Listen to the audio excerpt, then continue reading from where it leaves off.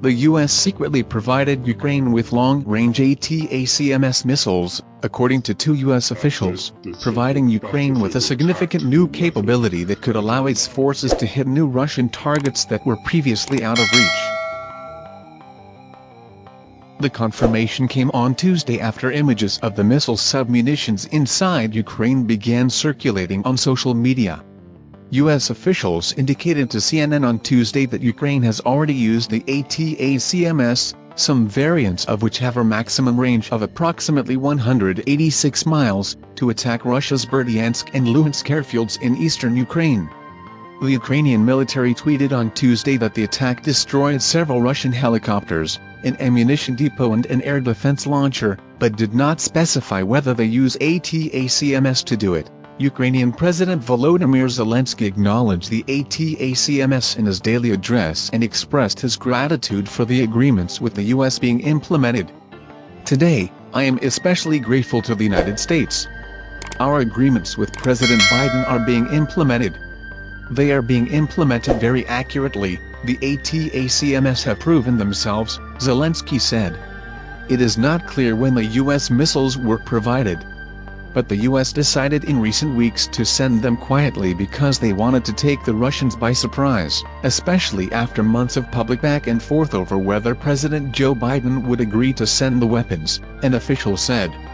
The Russians are aware of the range of the missiles and the U.S. was concerned they would move equipment and weapons out of reach before the missiles could be used, the official said.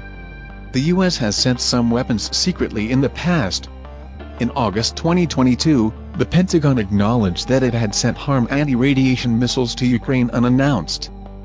But the U.S. typically announces significant weapons packages to Ukraine, including when it sent Patriot air defense systems last year and cluster munitions this year. Asked repeatedly over the last several weeks about the status of the systems, Secretary of Defense Lloyd Austin said the U.S. has nothing to announce. That was a deliberate choice of words, officials said. The Pentagon said it was referring all questions about the ATACMS to the Ukrainian armed forces.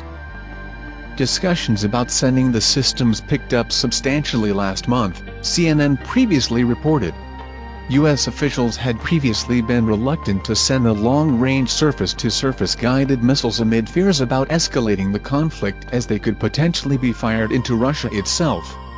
That concern largely waned over the last several months, however, since Ukraine demonstrated that it was not using other U.S.-provided weapons to attack territory inside Russia, officials said.